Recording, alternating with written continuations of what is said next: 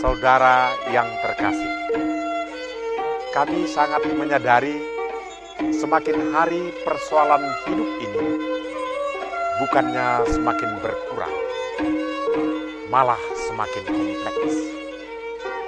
Terkadang gelombang dan guncangan hidup terlalu deras, sehingga rasa takut dan putus asa sering menghantui.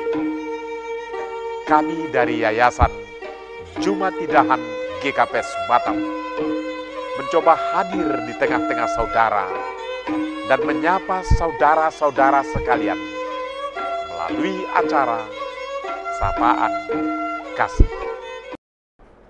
Saudara pemirsa Batam TV yang kami kasihi, kami kembali menyapa saudara dengan cerita yang berjudul Kisah Seorang Ibu. Saudara, ini merupakan kisah seorang ibu yang terlambat menunjukkan cintanya kepada anaknya. Demikian ibu tersebut berkisah. 20 tahun yang lalu, saya melahirkan seorang anak laki-laki. Wajahnya lumayan tampan, namun terlihat agak bodoh. Sam, suamiku, memberinya nama Erik. Semakin lama, semakin nampak jelas bahwa anak ini memang agak terbelakang. Saya berniat memberikannya kepada orang lain saja untuk dijadikan budak atau pelayan. Namun Sam mencegah niat buruk itu. Akhirnya, terpaksa saya membesarkannya juga. Di tahun kedua setelah Erik dilahirkan, saya pun melahirkan kembali seorang anak perempuan yang cantik, mungil. Saya menamainya Angelica. Saya sangat menyayangi Angelica, demikian juga Sam. Sering kami mengajaknya pergi ke taman hiburan dan membelikannya pakaian anak-anak yang indah-indah. Namun tidak demikian halnya dengan Erik. Ia hanya memiliki beberapa setel pakaian butut. Sam berniat membelikannya, namun saya selalu melarangnya dengan dalih penghematan uang keluarga. Sam selalu menuruti perkataan saya. Saat usia Angelica 2 tahun, Sam meninggal dunia. Erik sudah berumur 4 tahun kala itu. Keluarga kami menjadi semakin miskin dengan hutang yang semakin menumpuk. Akhirnya saya mengambil tindakan yang akan membuat saya menyesal seumur hidup. Saya pergi meninggalkan kampung kelahiran saya beserta Angelica. Erik yang sedang tertidur lelap saya tinggalkan begitu saja.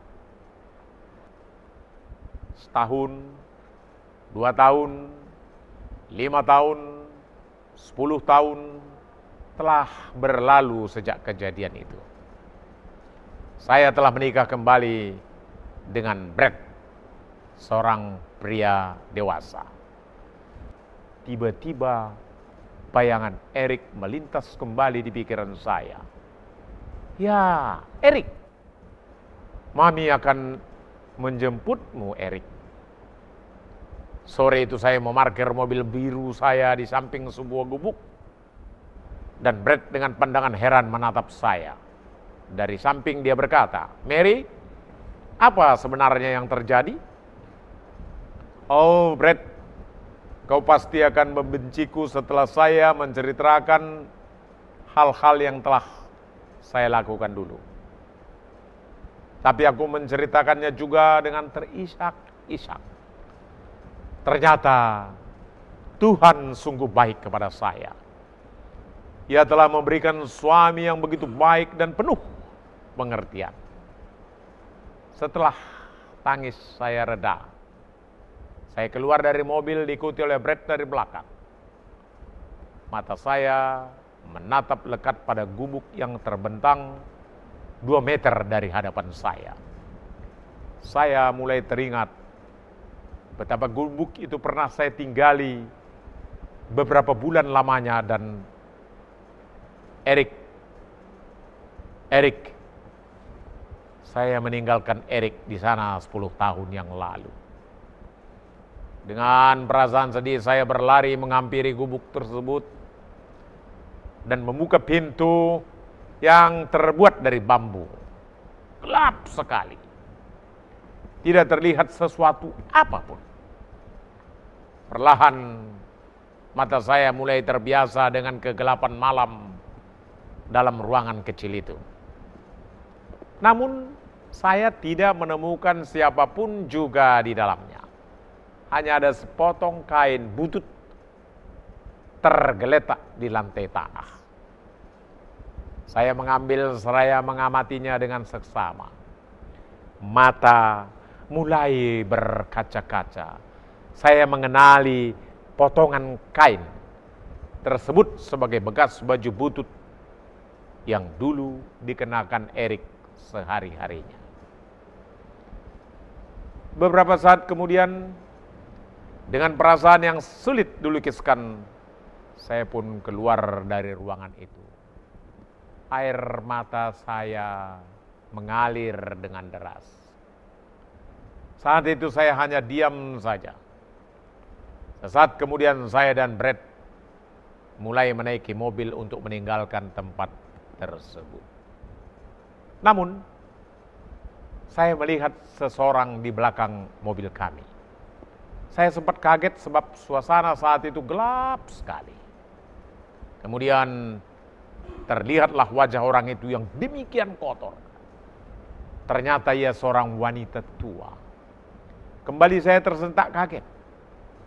Manakala ia tiba-tiba menegur saya dengan suara yang parau. "Hei, siapa kau? Mau apa kau kemari?"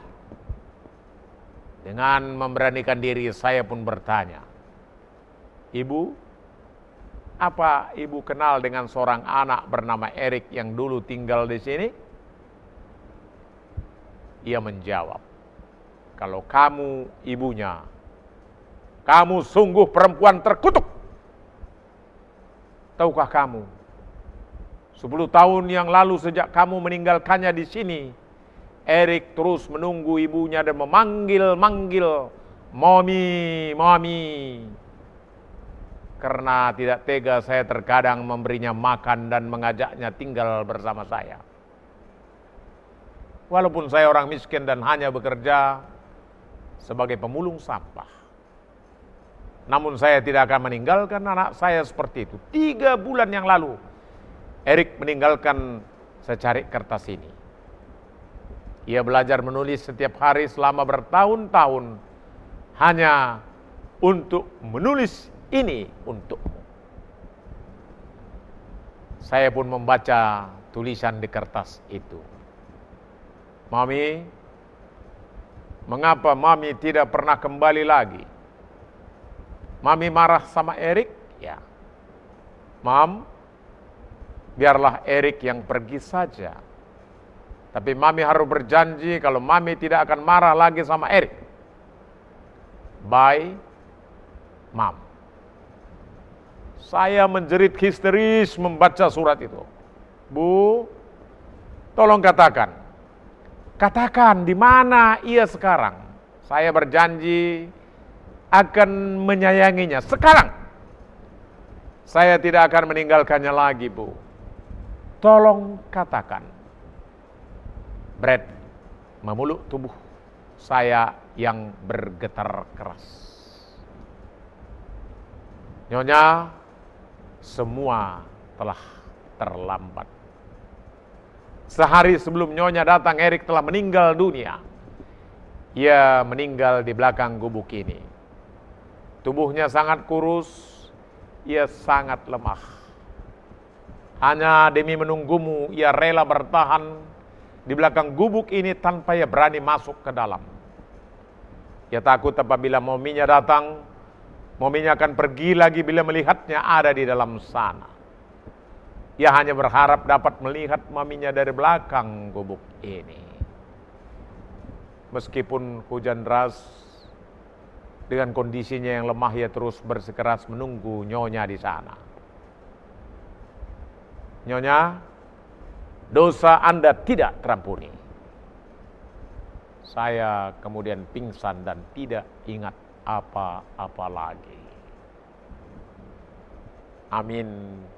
Tuhan memberkati.